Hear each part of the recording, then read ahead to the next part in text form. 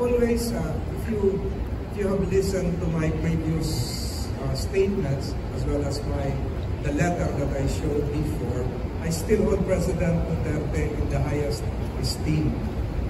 There's no bad blood, so to speak. I still respect him. What I did was not just a mere political decision.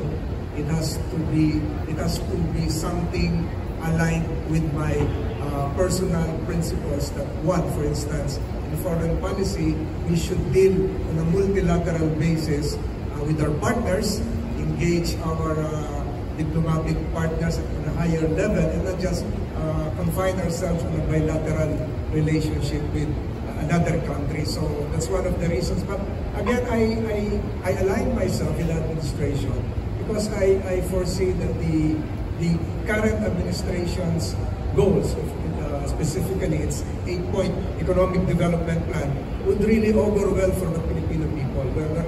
We're now talking of increasing our middle class sector from to match the 36% middle class of Thailand, or even the 40% middle class sector of Malaysia.